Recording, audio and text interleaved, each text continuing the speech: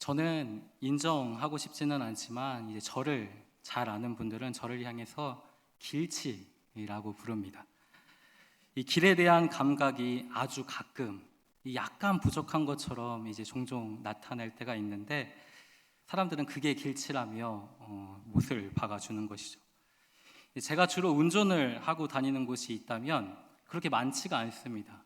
이 성담제일교회, 또 우리 유한이 유치원, 또 아내의 직장, 또 저희 집, 또 마트, 이 정도가 다거든요. 근데 이곳을 벗어나 이제 새로운 곳에 가게 될 때는 항상 길을 헤매곤 합니다. 그럴 때면 저는 속으로 초행길이면 누구나 길을 헤맬 수 있지라고 저 자신을 위로하기도 하는 것이죠. 그런데 옆에서 차를 타고 다니는 사람들은 그렇지가 않습니다. 속에 불이 나는 것이죠. 왜냐하면 이게 한두 번이 아니거든요. 네. 서울에는 특히 대교가 많지 않습니까? 무슨 대교, 무슨 대교, 무슨 대교 참 많죠. 그러니 이 대교, 저 대교를 옮겨가야 할 때가 생기는데 제가 잘 못 빠지는 거예요. 그러니까 시간이 계속 늘어나고 초조해지고 옆에 있는 사람은 확 이제 열이 나고 그러면 아내는 체념한 듯 저에게 이야기를 합니다. 이제는 새롭지도 않다고 이렇게 얘기를 하는 거죠. 이제 한 번은 유초등부 사역을 할 때였습니다. 이제 토요문화 사역으로 유초등부 아이들과 포천에 있는 허브 아일랜드를 이제 가기로 이제 계획을 했었습니다. 또 실수할까봐 이제 전날 미리 내비게이션도 다 찍어놓고 거리도 확인해보고 모든 만반의 준비를 다 마쳤습니다. 그런데 그날 당일날 큰 사고를 쳤습니다. 이제 내비를 보면서 분명히 잘 갔는데 이제 목적지에 다다를수록 이정표가 보이지 않는 거예요.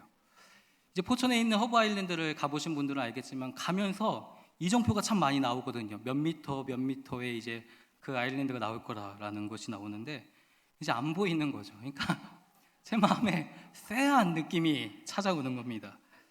그래서 양해를 구하고 이제 갓길에 차를 세워서 이제 내비게이션을 확인을 했더니 제가 찍은 것이 포천에 있는 허브 아일랜드가 아니었습니다. 전혀 다른 방향에 위치한 허브 아일랜드 카페를 이제 찾았던 것이죠. 다시 돌아가려고 그 목적지를 이제 찍어 보니까 이게 왔던 시간만큼의 시간이 더 걸리는 거예요. 선생님들도 제가 이제 운전을 하니까 여기가 아닌데, 이제 여기 이 길이 아닌데라고 이제 생각을 하면서도 그래도 목사님이 운전을 하니까 새로운 길을 아시겠지라고 이제 참으면서 이제 왔는데 돌이킬 수 없는 길이 된 겁니다. 수습을 해야 되니까 이제 선생님들이 급하게 막 서치를 해가지고 이제 그 지역 안에서 아이들과 문화 체험을 할 수 있는 곳을 찾아서 문화 체험도 하고 또 식사도 하고 또 허브 아일랜드를 부모님들께 간다라고 이야기하는데 그냥 가면 되지 않지 않습니까? 그래서 중간에 비닐하우스에 이제 들려서 이제 아이들에게 허브를 하나씩 사서 돌려 보냈던 이제 기억이 있습니다. 지금 이렇게 지나서는 저희가 정말 편하게 웃으면서 이렇게 이야기를 할 수 있는데 그때 저는 정말 식은땀이 났거든요. 근데 제가 그때 심각하게 깨달았던 한 가지 사실이 있습니다. 그것이 무엇이냐면 영적인 지도자가 길을 잃으면 양들이 엉뚱한 곳으로 갈 수 있겠구나라는 생각이 저의 마음을 이제 찌르는 겁니다. 이제 그때부터는 더 정신을 바짝 차리게 됐던 것이죠. 그런데 이렇게 문화사역이나 이제 아이들과 어디를 가게 될 때면 항상 아이들이 저를 위해서 이제 기도해 주었습니다. 우리 목사님 길 좀 잘 찾게 해달라고 이렇게 기도를 했습니다. 그런데 꼭 운전을 하거나 우리가 어떤 목적지를 찾아갈 때만 길을 헤매는 것이 아니죠. 우리가 인생을 살아가다 보면 길을 잃을 때가 종종 있습니다. 삶의 방향을 잃고 또 우리가 어디로 가야 할지 또 무엇을 선택해야 할지 이 판단이 서지 않을 때가 있는 것이죠. 우리는 하나님의 나라를 소망하며 순례의 길을 걸어가는 사람들입니다. 근데 길을 잃고 방황하는 우리 자신을 우리는 수없이 경험하며 바라볼 때가 있는 것이죠. 그런데 그거 아십니까? 길치도 노력을 하는 거 아십니까? 내비도 볼 줄 알고요. 이렇게 이정표를 보면 그것을 읽고 이제 해석할 수도 있습니다. 꼭 해석까지 이렇게 해야 될지는 모르는데 그것들을 해석하면서 이제 방향을 가늠하면서 그 목적지를 향해 가게 되는 것이죠. 그런데 문제는 엉뚱한 곳으로 간다라는 것이 문제가 되는 것이죠. 인생을 살아가는 우리도 마찬가지입니다. 우리는 그냥 흘러가는 대로 우리의 인생을 그냥 그렇게 내버려 두지 않습니다. 각자 나름의 판단과 그 인식을 가지고 이 길로 가는 것이 맞는지 아닌지, 또 우리의 이 선택이 옳은지 아닌지를 끊임없이 분별하며 살아가는 것이죠. 그러나 자신이 가고자 하는 방향이 어디인지 우리가 궁극적으로 잘 모르고, 또 내가 위치해 있는 지금 이 시점이 어디인지 모르며, 또 그 선택의 기준이 내 안에 모호할 때는 엉뚱한 결과를 낳을 때가 있는 것이죠. 그런데 우리가 이때 놓치지 말아야 할 중요한 사실 한 가지가 있습니다. 그것은 무엇이냐면 우리의 판단과 또 우리의 인식이 위험할 수 있다라는 것을 인식하는 것이죠. 나의 판단과 경험과 그 능력이 나의 인생을 제대로 된 목적지로 이끌어갈 수 없다라는 것을 겸손히 우리 안에서 인정하는 자세가 필요한 것입니다. 다 안다라는 그 생각을 내려놓아야 한다라는 것이죠. 우리가 지난주 집중포호로 인해 수많은 주택과 또 이제 도로가 침수되었고 또 이재민들이 발생되었습니다. 이 안타까운 소식이 지금도 전해지고 있는 상황이죠. 우리는 그 폭우가 쏟아지기 전에 이미 그 예보를 통해서 어느 지역에 시간당 얼마만큼의 비가 쏟아질지에 대해서 들었기에 우리는 그것들을 짐작할 수는 있었습니다. 그런데 그 예보가 당장 내가 위치한 곳과 또 내가 지금 걸어가고자 하는 그 방향에 어떠한 구체적인 위협이 있을 것 같지는, 그 정확한 위협까지는 예측해 주지 못한다라는 것이죠. 그러니까 우리가 붙들고 있는 우리의 능력과 소유와 지혜와 그 판단도 마찬가지입니다. 그것이 실제 우리의 삶에 물론 도움이 되기는 것은 분명하지만 정말 예측할 수 없는 인생의 그 여정 속에서 그 내가 가진 소유, 내가 가진 판단, 내가 가진 지혜, 그 모든 능력들이 무력하게 작용할 때가 있다라는 것이죠. 우리는 그러한 사실들을 인정해야 하는 것입니다. 우리는 그런 모습들을 인정하고 하나님 앞에 겸손히 우리 자신을 바라보면서 주님을 의지하고 또 바라볼 수 있는 믿음의 자세가 필요한 것이죠. 수없이 길을 잃고 왜곡된 인식과 그 판단으로 어둠 속에 헤매고 있는 우리 자신을 볼 때마다 그런 우리의 인생도 굽어 살피시며 선한 길도 인도하여 주시는 그 하나님을 바라보고 그 주님을 신뢰하며 그 도움을 의지하는 삶이 우리의 인생 가운데 필요하다라는 사실입니다.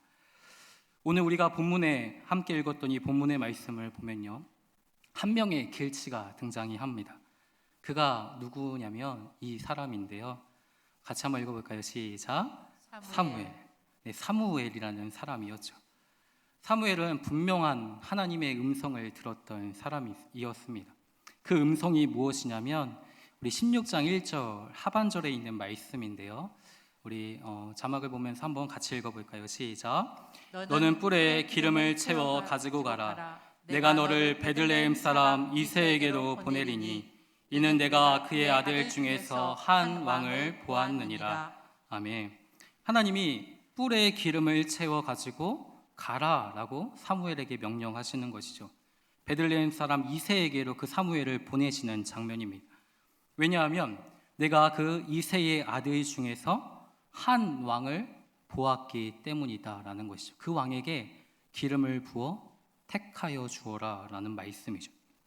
근데 그 앞구절을 보면 하나님이 사울을 버려 이스라엘의 왕이 되지 못하게 하셨다라는 말씀이 나옵니다. 이스라엘 백성들의 요구에 따라 사울이 이스라엘이라는 나라의 초대 왕으로 세움을 받았죠. 그러나 사울은 여호와의 목소리를 듣는데 실패하였습니다. 두 차례에 걸쳐 여호와께 불순종하였던 것이죠. 사울의 이러한 실패를 바라보며 이 사무엘은 깊은 슬픔에 잠겼습니다. 그러나 하나님은 그 슬픔 가운데 있는 사무엘을 깨워 하나님의 또 다른 음성을 들려주시는 것이죠. 뿔에 기름을 채워 베들레헴에 사는 그 이새의 집으로 너는 가라. 내가 그의 아들 중에서 한 왕을 보았다라는 음성을 들려주는 겁니다. 그런데 그 왕이 어떠한 왕이었습니까? 우리가 읽지는 않았지만 3절 하반절 말씀을 한번 보시면요, 나를 위하여라는 말씀이 기록이 되어 있죠. 그러니까 하나님이 왕을 세우시기를 위하는데 누구를 위한 왕이냐면 하나님 자신을 위한 한 왕을 세우시겠다라고 말씀하는 겁니다. 이스라엘 백성들이 하나님 앞에 눈에 보이는 가시적인 왕을 끊임없이 요구하면서 이 왕으로 하여금 우리가 다스림을 받고 이 왕으로 하여금 우리가 전쟁에서 승리할 수 있게 해달라고 끊임없이 요구하면서 세움을 받았던 왕이 사울 왕이었었는데, 그 사울의 실패를 바라보며 모든 백성들과 이 사무엘이 깊은 슬픔 중에 있는데, 하나님은 또 다른 음성을 주시되 어떠한 음성이냐면 내가 이제 나를 위한, 하나님 자신의 영광을 위한 한 왕을 세우고 그 왕을 통해 하나님의 새 일과 큰 일을 행하시겠다라는 말씀을 주시는 것이죠. 사무엘은 하나님의 분명한 음성을 듣고 분명한 방향과 목적을 듣고 이제 출발을 합니다. 하나님이 세우신 그 왕을 위해 또 베들레헴으로 향하게 되는 것이죠. 그런데 문제는 이내 사무엘이 길을 잃었다라는 겁니다. 우리 자막 6절 말씀을 한번 보실까요? 우리 한 목소리로 한번 같이 읽을까요? 시작. 그들이 오매 사무엘이 엘리압을 보고 마음에 이르기를 여호와의 기름 부으실 자가 과연 주님 앞에 있도다 하였더니 이새의 아들들을 모두 다 제사로 청하였습니다. 그리고 이새의 아들들을 하나씩 하나씩 살펴보며 하나님께서 하나님 자신을 위하여 세우실 왕이 누구인지를 보게 되는 과정을 이제 경험하게 되는 것이죠. 사무엘이 그 첫째 아들이었던 엘리압을 보았습니다. 근데 엘리압을 보자 사무엘의 마음이 어떠했을까요? 그 엘리압의 보여지는 그 모습 속에 압도가 되어 그에게 마음이 기울어진 겁니다. 사무엘은 이미 과거에 베냐민 지파의 유력한 사람이었던 기스의 아들 그 사울을 보며 그의 용모와 키에 마음이 기울었던 자입니다. 하나님께서 택하신 한 왕이 여기 있구나라고 생각하면서 마음이 설득이 되기도 했죠. 물론 하나님을 버리고 그 왕을 구하는 백성들이 마음에 들지는 않았지만 하나님이 세우신 사울이라는 사람, 그 사울이라는 사람의 자태를 바라보며 사무엘도 깊이 설레었던 겁니다. 그러나 그 사울의 외형적인 탁월함이 이 하나님의 말씀을 청종하는 데에는, 그 하나님의 큰 일과 새 일을 감당하는 데에는 실패했다라는, 아무런 능력으로 작용하지 못했다라는 것을 이 사무엘은 뼈저하게 깨달았던 것이죠.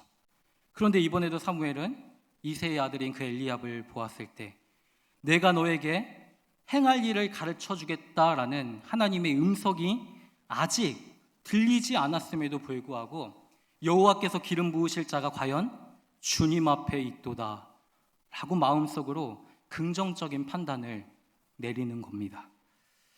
그런데 사랑하는 성도 여러분, 우리는 이미 이 말씀의 결론을 잘 알고 있죠. 하나님이 누구를 택하실지를 잘 알고 있습니다. 그렇기 때문에 이 사무엘의 판단이 우리에게는 그저 아쉬움으로 다가올 수밖에 없는 것이죠. 그러나 우리도 사무엘과 같은 그 위치와 자리에 있었더라면 누구든지 사울에게 또 엘리압에게 우리의 마음이 움직였을 거다라는 사실이죠. 겉으로 드러난 외모와 어떠한 성과, 눈에 보이는 좋은 것을 가지고 늘 무엇인가를 판단하는 그 연약한 존재, 그 영적인 길치가 바로 우리임을 하나님은 이 말씀을 통해서 우리에게 비추어 주시고 말씀하여 주시는 겁니다. 최근 재개발로 인해서 이 성남으로 이사를 오게 된 많은 분들이 새 가족으로 우리 교회에 등록하고 있습니다. 그런데 새 가족들이 이 교회를 선택하는 그 기준이 무엇이겠습니까? 이 제일 먼저 눈에 들어오는 외형적인 시설을 볼 수도 있겠죠. 이 자녀가 있는 분들은 교육부의 그 교육 프로그램이 어떠한 것에 따라서 그들의 마음이 기울어지기도 할 것입니다. 새 가족들을 대하는 이 성도들의 반응을 그들은 살피기도 할 것이고, 예배를 통해서 하나님의 임재가 가득한 이 예배가 정말 얼마나 그에게 삶의 원동력이 되고 기쁨이 되는지를 보게 되는 것이죠. 이러한 여러 가지 요소들이 교회를 선택함에 있어서 중요한 기준으로 작용한다라는 사실입니다. 그러면 반대로 이 새가족들을 품는 이 성남제일교회는 우리 새가족들에게 무엇을 보여주어야 할까요? 물론 눈에 보이는 그 외형적인 것들을 우리는 배제할 수 없기에 우리도 그동안 교육관을 비롯해서 여러 공간을 아름답게 정비하였습니다. 또 그 공간을 정비하기 위해 계획하고 또 진행 중에 있는 것이죠.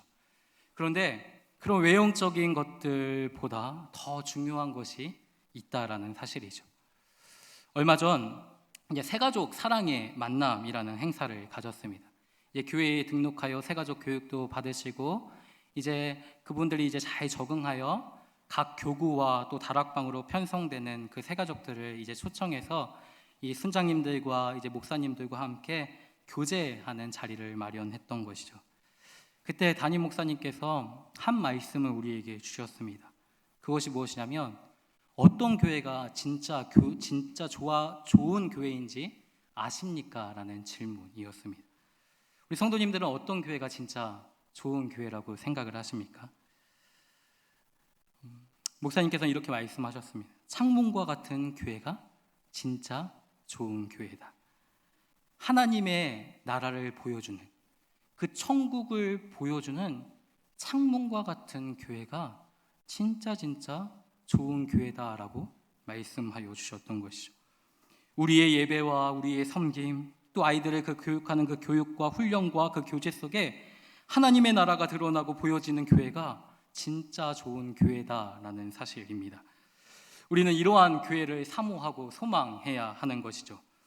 눈에 좋아 보이는 것들에 자꾸 마음이 가는 그런 우리의 마음을 경계하고 하나님께 우리의 시선을 고정시키며 주님이 정말 기뻐하여 주시고 정말 주님이 칭찬하시는 교회가 어떠한 교회인지를 끊임없이 깨달아 그런 몸된 교회를 내가 세워갈 수 있도록 몸부림치는 삶이 우리 안에 필요하다라는 사실입니다. 하나님께서 기뻐하시는 교회로 세워져 갈 수 있도록 늘 주님의 마음을 구하는 자세가 우리 안에 있어야 한다라는 것이죠. 그런데 하나님은 우리의 성정을 너무너무나도 잘 알고 계십니다. 이 외형적인 것들에 우리의 마음이 기울어지고 그런 선택을 할 수밖에 없는 존재들임을 하나님은 잘 알고 계십니다. 그렇기 때문에 우리를 향하여 당장 무엇인가 우리의 삶을 확 뒤집어 놓거나 나무라거나 징계하거나 심판하시는 분이 아니시죠. 잠잠히 그분이 누구신지를 우리에게 말씀하여 주신다라는 사실입니다. 그러면 그 연약한 존재, 끊임없는 그 영적인 순례의 길들을 걸어가면서도 우리 자신의 좋아 보이는 것들에 늘 마음이 기울어지고 그것들을 선택하며 살아가는 그 연약한 존재에게 하나님은 하나님 자신이 어떤 하나님인지를 보여주셨냐면 바로 이러한 하나님이셨습니다. 우리 한번 같이 읽어보도록 할까요? 시작. 중심을 보시는 하나님.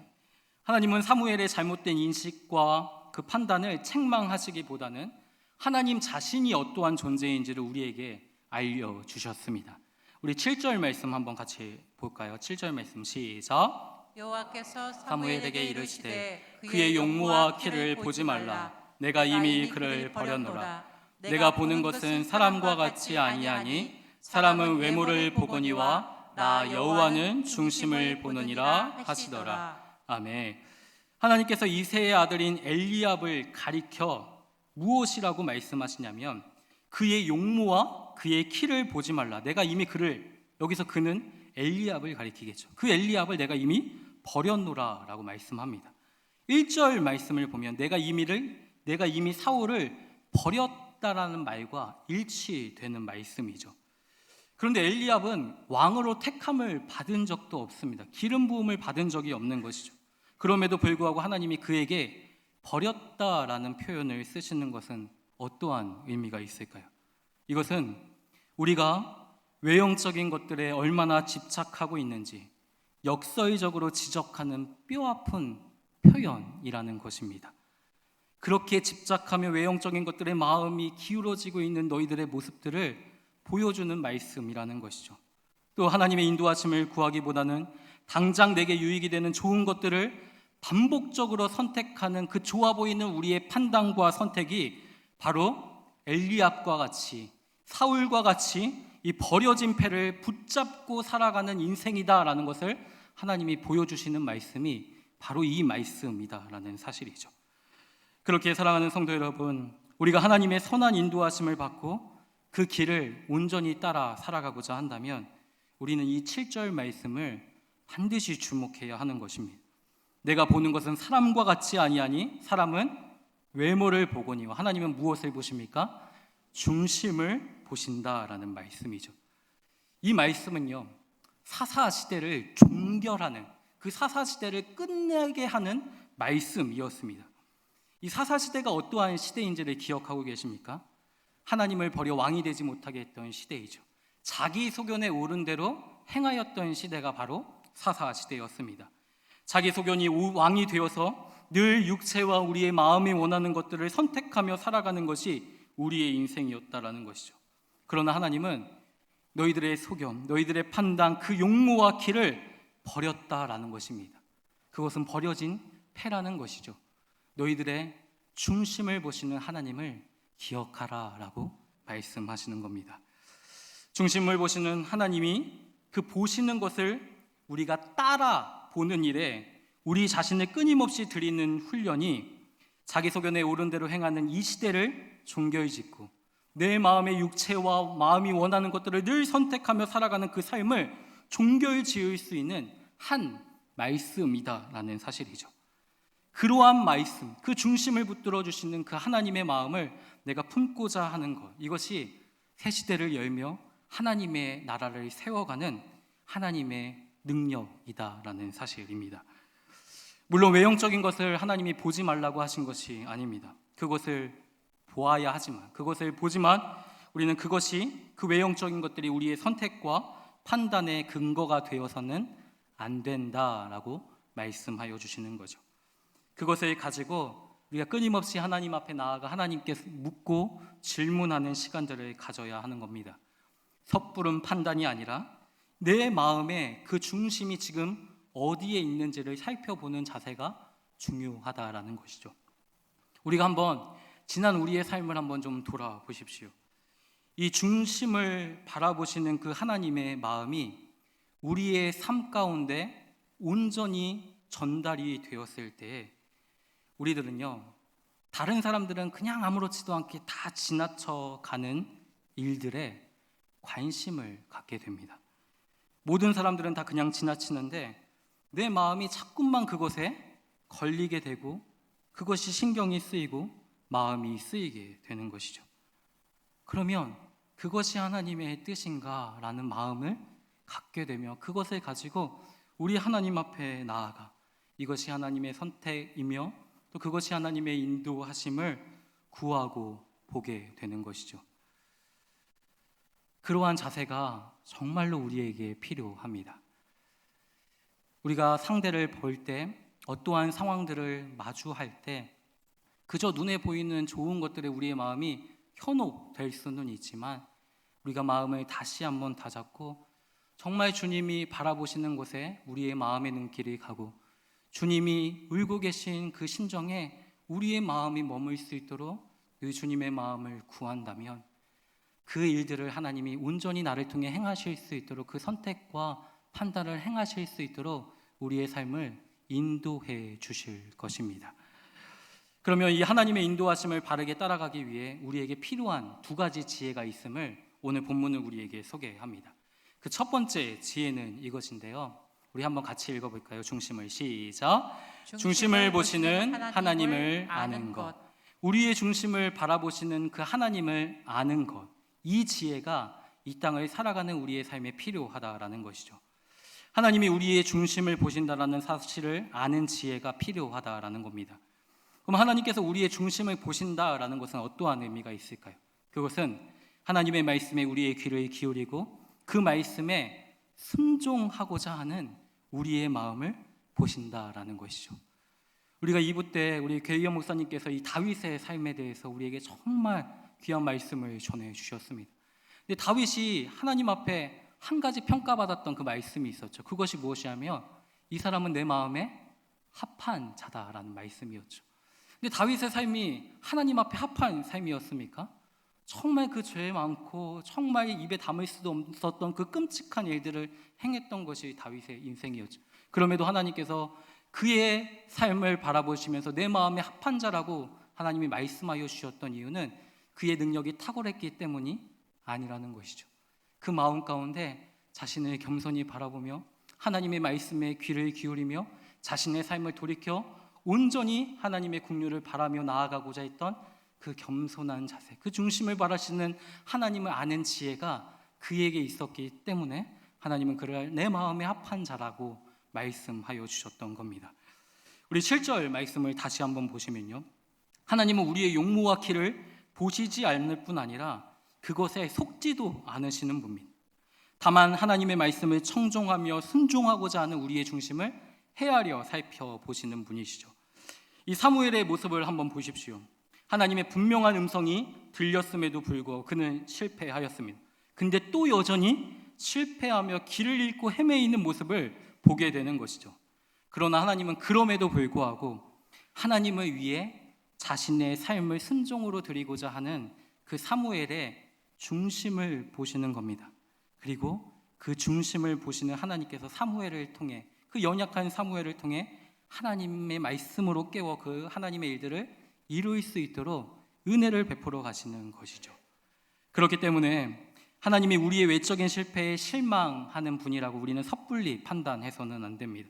내가 하나님 앞에 이러한 결정을 해서 하나님이 나를 이렇게 치신 것 같아 라고 이렇게 우리는 판단해서는 안 된다라는 것이죠.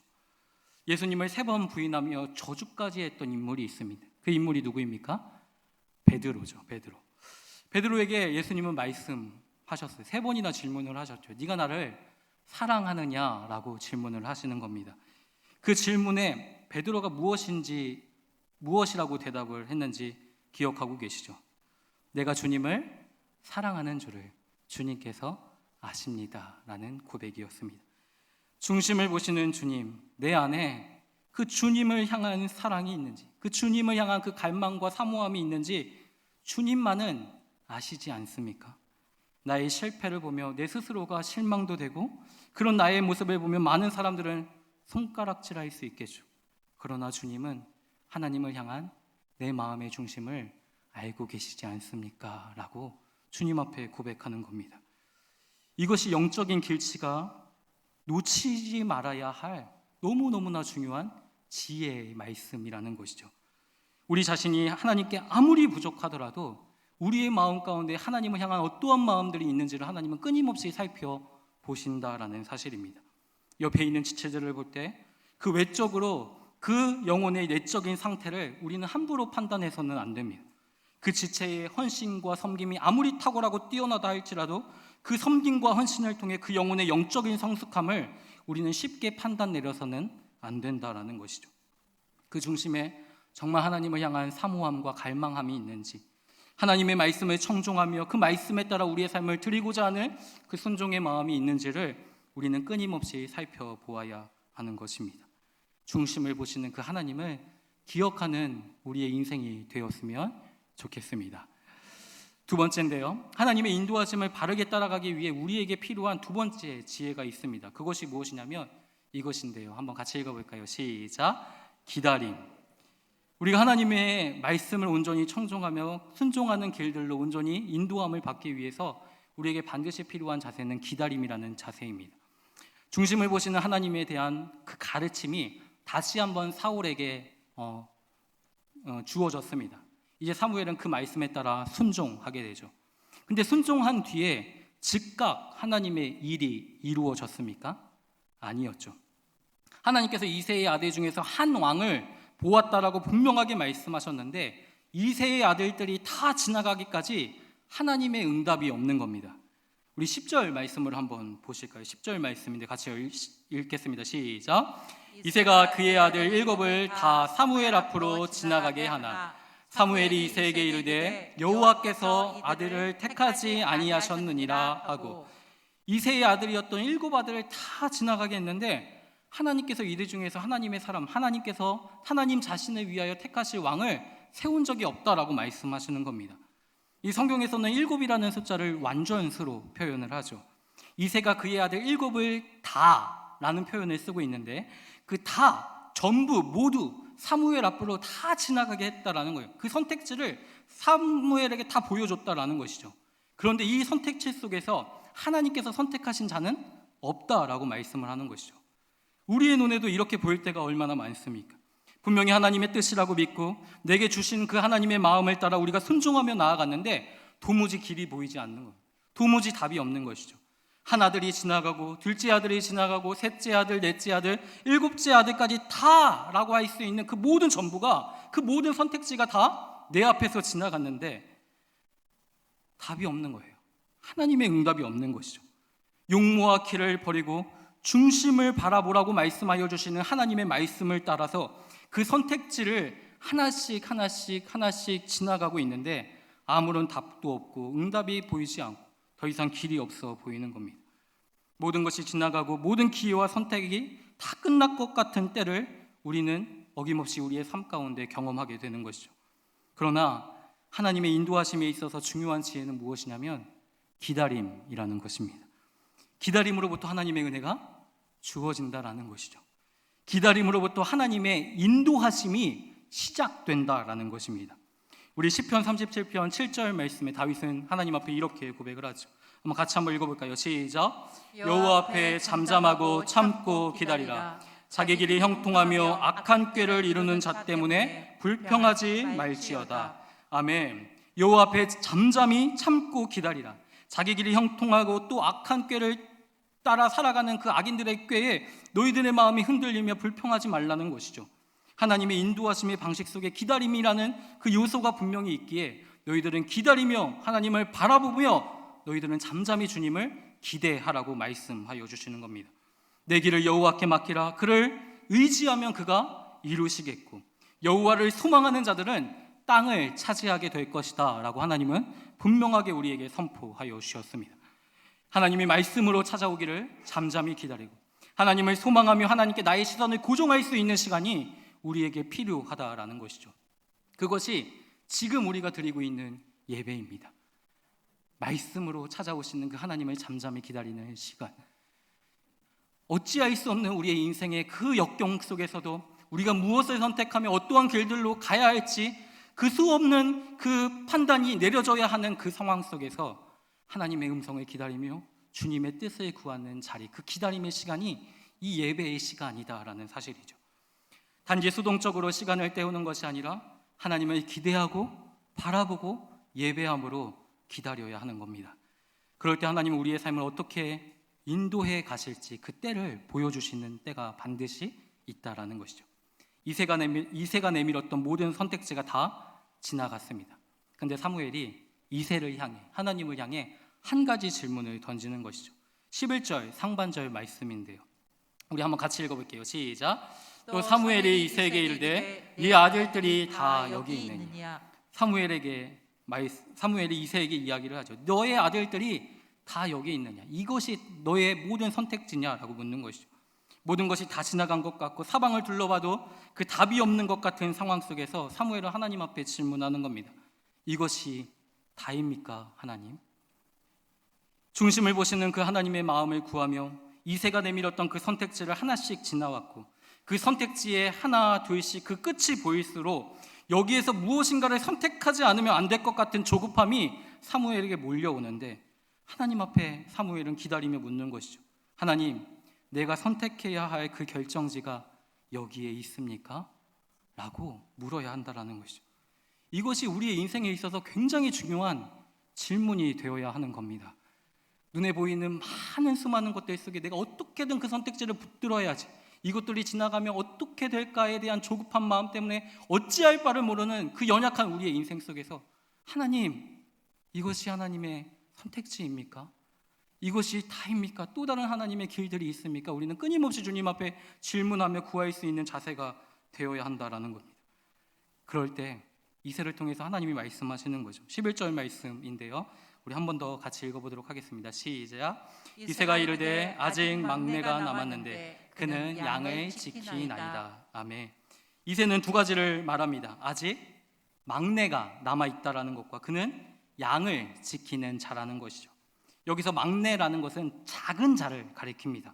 모두가 용모와 키를 주목하고 있지만 다윗은 그 누구도 주목하지 않았던 작은 자에 불과할 뿐이었다라는 것이죠. 거기에 더해 그가 하는 일은 무엇이었습니까? 양을 지키는 일이었습니다.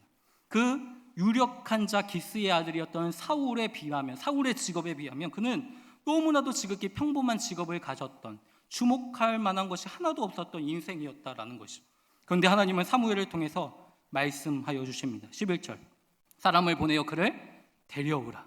12절 말씀에 이는 그니 일어나 기름을 부으라. 하나님은 우리의 기대와 소망, 능력과 지혜가 다 지나갈 것 같은 때에 하나님께서 행하실 그 큰 일과 새 일이 무엇인지 구체적으로 우리는 다 알 수 없지만, 그럼에도 잠잠히 하나님의 약속을 바라보며 하나님을 기대하고 하나님을 기다리는 자에게 하나님은 하나님의 선택지를, 그 선명한 선택을 분명하게 보여주시는 겁니다.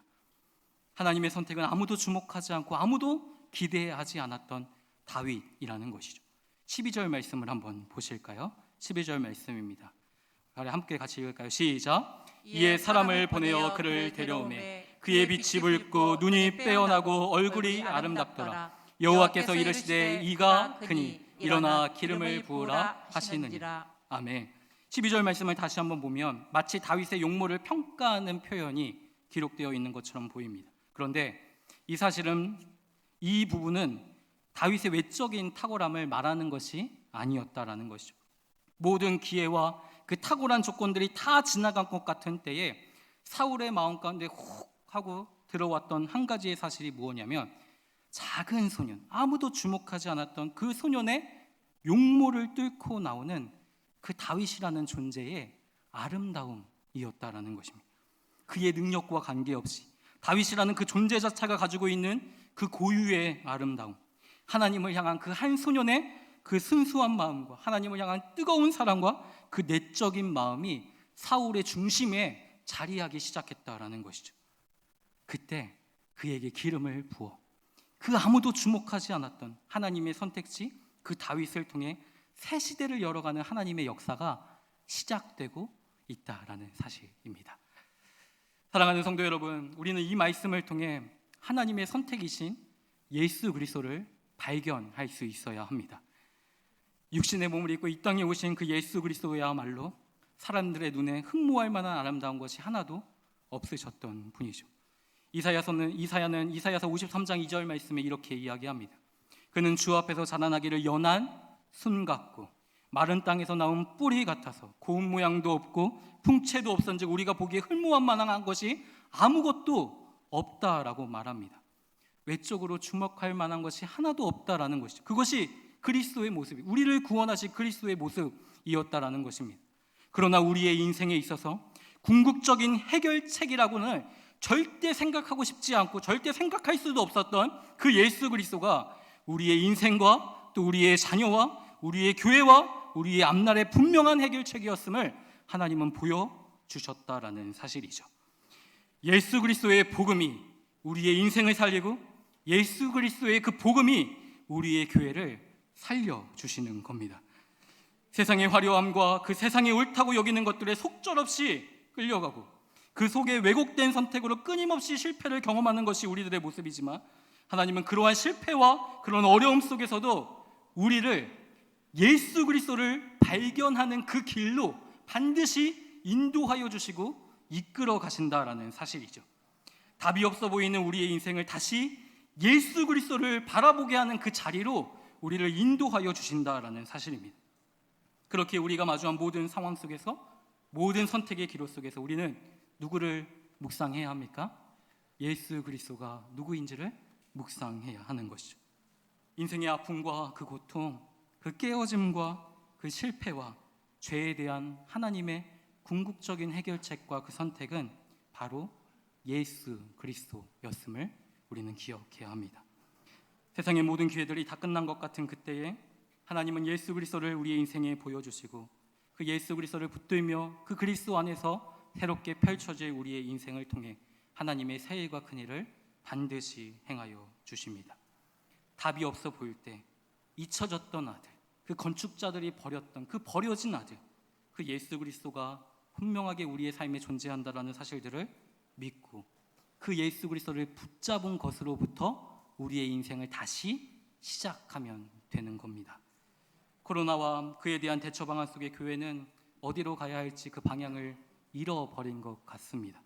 그러나 모든 것이 불안하고 모든 것이 답이 없어 보이고 위축된 것 같은 상황 속에서도 우리가 예수 그리스도로 다시 시작하면 됩니다. 그리스도의 마음이 무엇인지, 그리스도께서 이 일들을 통해서 무슨 일들을 행하시고자 하시는지를 깊이 묵상할 때 우리는 반드시 하나님이 원하시는 그 선택을 하게 될 것입니다. 거기서부터 시작하고 거기서부터 하나님을 기쁨으로 누릴 수 있는 우리의 삶이 되기를 이 말씀으로 축원드립니다. 우리 말씀을 좀 기억하시면서 한번 찬양 드렸으면 좋겠는데요. 우리 예수